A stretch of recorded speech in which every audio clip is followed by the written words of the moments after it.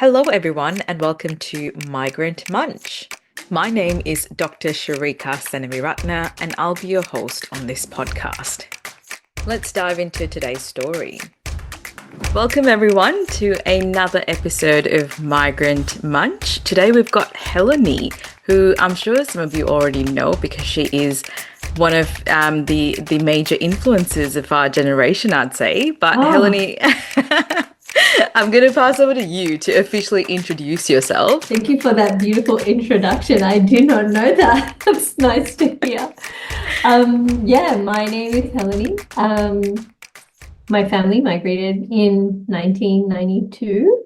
I was 4, almost 5 then, so I'm 38 now. Grew up in Sydney my whole life. Started my first business when I was 22, my second one when I was 23. Had my daughter around 32 years old. Fast forward 15 years, and last year I co-founded a company with 2 of my friends, and that was around marketing and making sure the unheard voices were heard, people killing it in their industries and following their passions. And I also am going through separation or divorce, and also rewiring my brain on what I guess love is, both a parent-child love to do with me and my parents, myself and my daughter, and also what love feels like in a relationship as well, what it truly does mean to feel loved, and through awareness and experiences. And that's what I kind of explore on my social media. Let me just preempt this by saying I have so many questions, and I'm going to try and find one and we can go from there. So what inspired this conversation around love, or this focus on love? So I have a Buddhist philosophy background. I'm really into philosophy, and my background is Buddhism because I was raised by Buddhist parents. I also had a keen interest in the true philosophy of it, not the ritual-based practices that most people do, but the true understanding of it, which I think is quite universal. And I think most philosophies at their core will explain the same thing, and even it's tied a lot with psychology as well. And when so into that in my early 20s, like researching, like reading books and finding out about it. And then I started teaching it to little kids, the Buddhist Council of New South Wales. And there's like 4 concepts of love that they speak about in Buddhism. 1 is metta, which is loving kindness. 2 is karuna, which is compassion. 3 is mudita, which is joy for others. And the 4th one is equanimity and upekkha. And those are like the 4 strongest forms of love and the 4 strongest forms of energy you can find anywhere around us, if we believe that, the whole universe is based off energy, which I do. And just having that background in understanding, then the life changes I went through the last 4 to 5 years, I really had to tap into that knowledge so that I could go through life and come out of it in a way that wasn't going to harm other people. So I didn't want to take the darkness I went through. I wanted it to help other people understand how people function, how they work, how their brains work. And it was all around like these concepts of love. The ultimate form of love is unconditional. And I think that a parent and a child should have that form of love. And even in a relationship, that should be the form of love. And anything that is less is kind of not what I wanted. So I think I went through a whole life shift just to make sure that I was surrounding myself with that kind of love or that kind of energy. Yeah, okay. And so I'm curious, as a Sri Lankan, what was that like for you? Because I can imagine just those things you grew up with probably don't align as much with this need for finding that unconditional love. Just from my own experience growing up as a Sri Lankan as well. Yeah. What was that like for you? I think most migrant children will say they express this, have the same feeling. So like, I think our parents' generation, they were so in survival mode for a lot of their lifetime. And it was, if you look at like our ancestry, there was a lot of war, famine, a lot of unrest that went through. You'd have generations living in survival mode. And I think things like marriage or relationships happen through a need to have, like, it was like a societal need almost rather than a want. It's like, I have to have this because this is what we do, and if we don't, you die. You may not have the financial support, you may not have like somewhere to live or whatever. So they came from that period of time, and they brought us to a new country where it wasn't that state. And so you see other things, and the whole world has changed as well, especially like I feel like COVID was the shaker, where you see, hang on, maybe the way I was raised, maybe the way I was taught to live wasn't coming from a base of unconditional love. And there's no blame or shame around that. It's more so to just understand it and see it for what it is so that we can then make change for the next generation. Otherwise, we just repeat the same thing and unawares pass on the same traits and the same habits to the next generation. I can see the way I was raised, how it was not unconditionally, unfortunately. And that is just, it breaks my heart to say, and I've gone through so much to understand this, especially in the line of work that I do. I talk to so many women. I talk to so many families. I see so many family dynamics. Over 15 years, we get like I had a wedding today. We do so many people in 1 week, and we see all kinds of dynamics. And I see how children grow up to be adults depending on the environment at home, who they are. And the ones that are coming in confident, you know, they know who they are. They were given that chance to be independent. They were given that unconditional kind of like non-controlled environment. And they're the ones that really flourish. Yeah, I agree. I can think back to so many different people I've met in my travels as Yeah. well, of people who have had those experiences of having some sort of unconditional love, whatever that means for them, Yeah. as opposed to people who really struggle as adults because they just haven't been given, I guess, that safety net, right? Yeah. Yeah. Emotional safety and that feeling that where someone else has got you, like emotionally. And I cannot say my parents provided that for me. And it Yeah. wasn't, again, it wasn't their fault. They were never given that from their parents, and so on and so on. So it's just about being aware so we can say, nope, not from now on. My daughter will have that from me. No one had it in this lineage up to now. That's okay. But from now on, we're going to break that and just, have that in place. A lot of the migrant families in Australia, they all migrated in the 80s and the 90s, and they brought Sri Lanka from 80s and 90s here, and they kept it here. And so a lot of the values are of that time.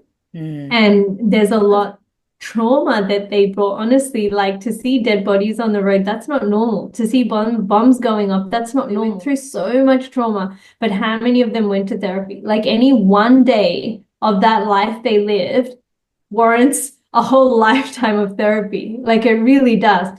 But none of them ever did that. They've all pushed it somewhere deep inside.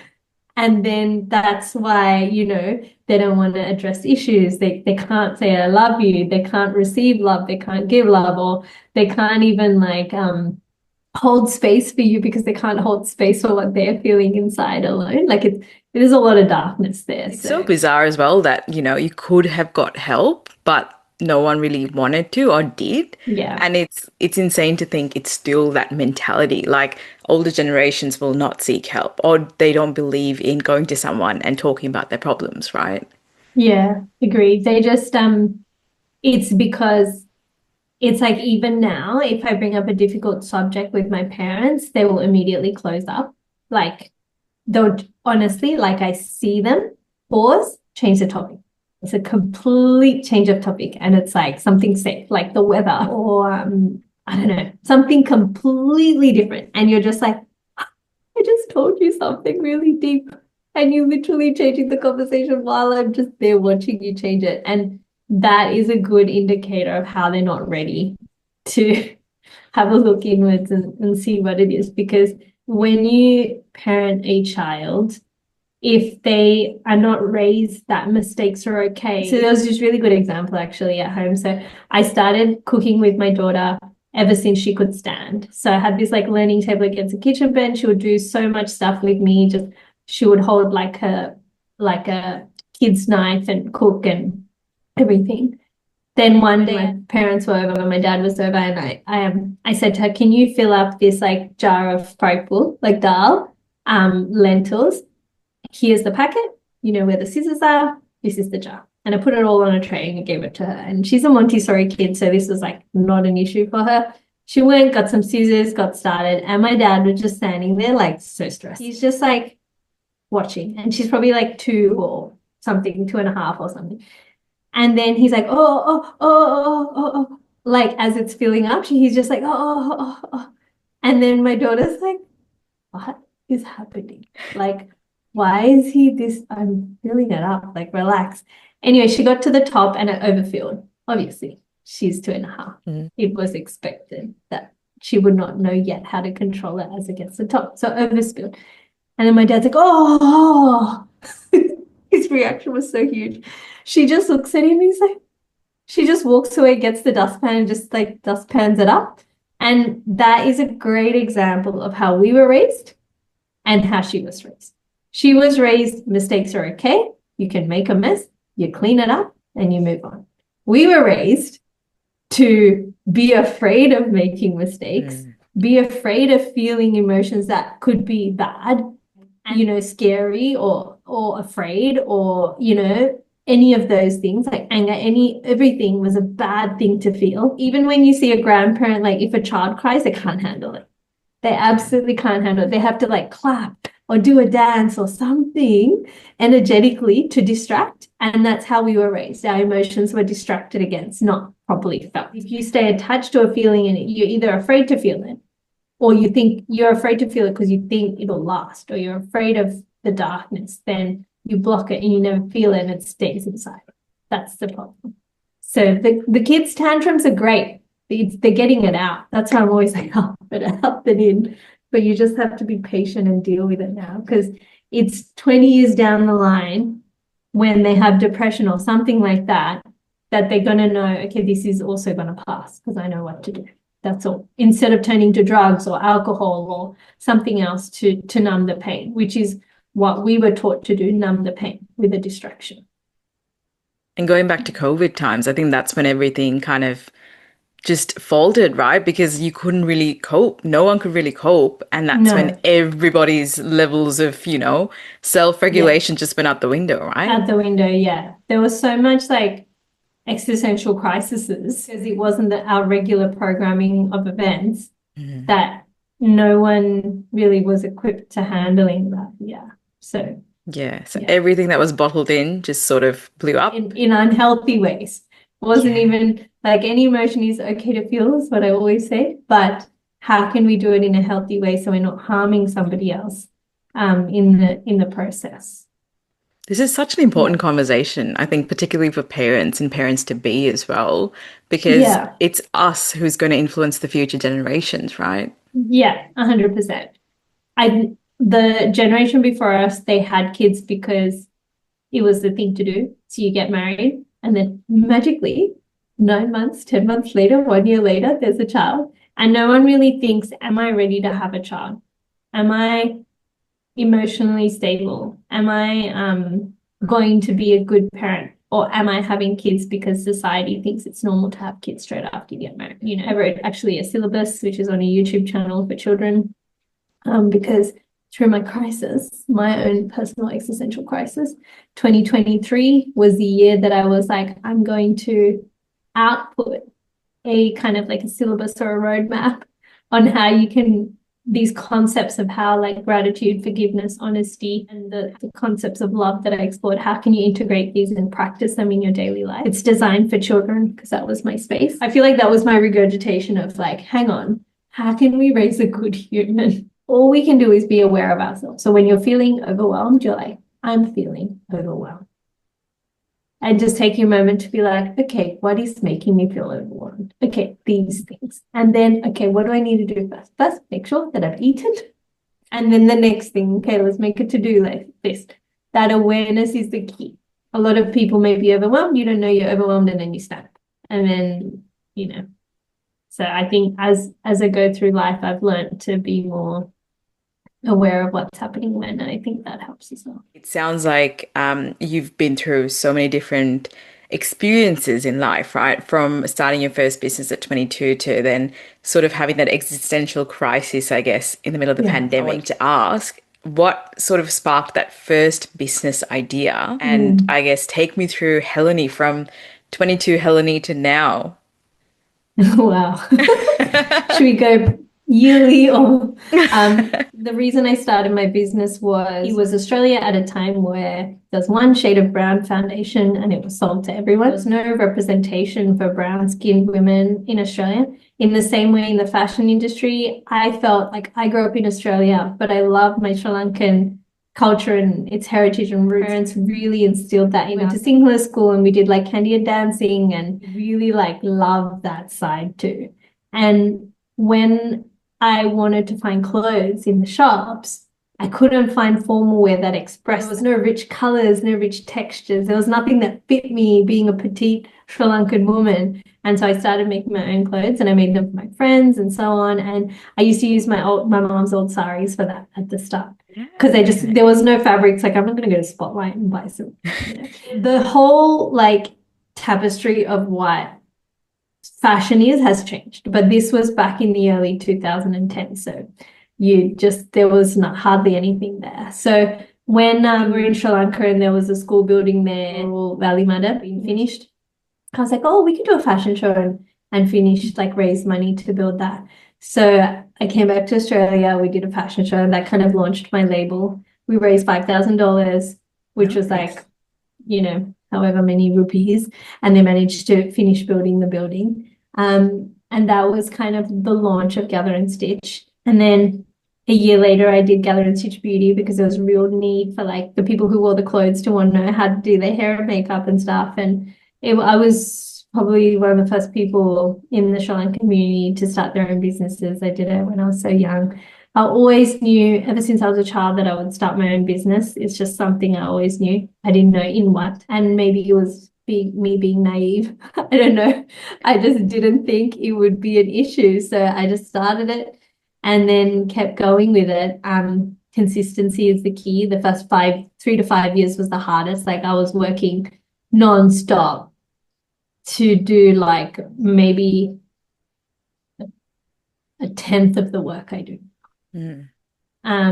And that's the same thing with any business. You just become much more efficient as you do the same thing so many times, I can do a hairstyle that would have taken me an hour before in like 20 minutes now, for example, with the beauty side. So yeah, there's a lot of experience that comes with purely just experience, knowledge and everything.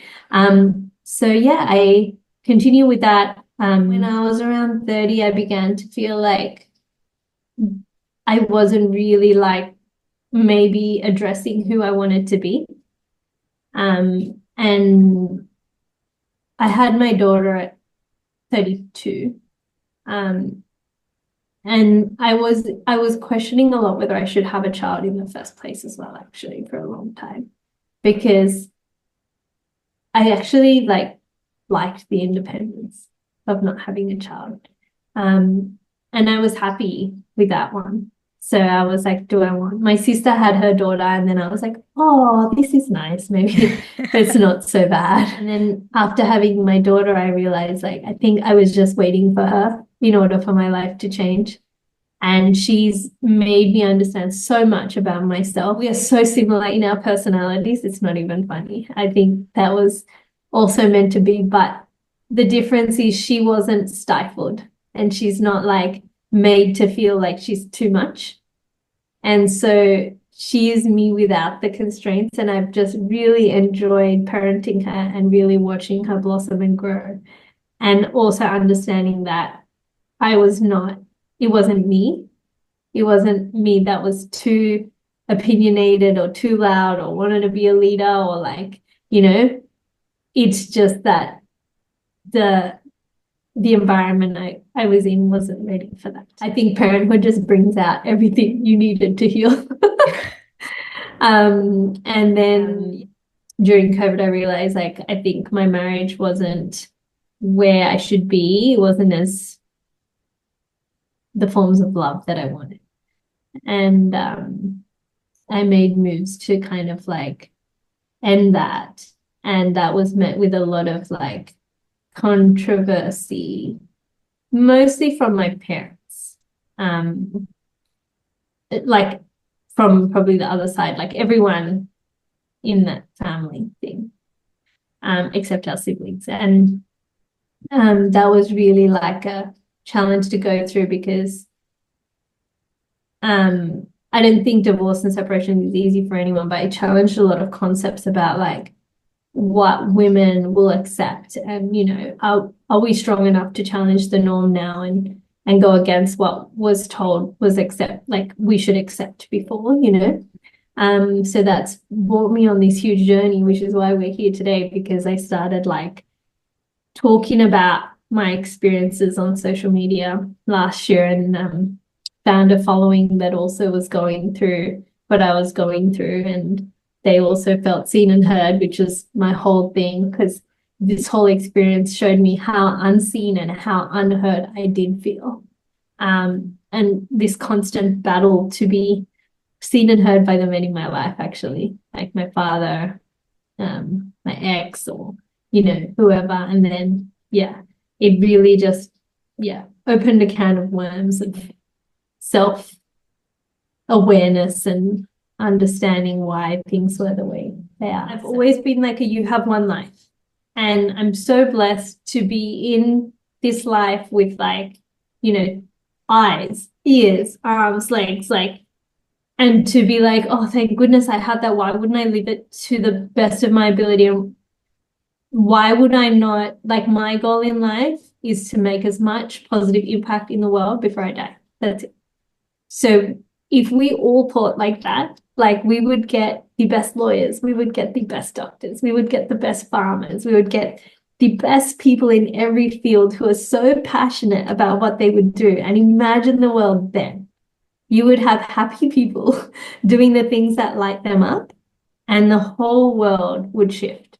That's what I envision for like my daughter's generation, to just have that as living their dream, living who they're meant to be always. And a lot of us are not living that. Up from that, I was like, no, I'm not going to waste this time I have. I'm just going to do as much with it as I possibly can. And it's not to compare it to anyone or like show off or anything. Like, it's purely for me. It's like being happy with where you are now and what you're doing now. So, just trying to be a good human, right?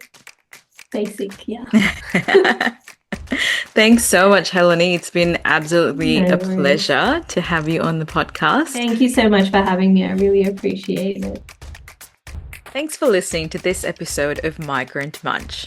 If you really liked what you heard today, reach out to us, get in touch, tell us what really inspired you, and we'd love to connect with you and hear more about your story.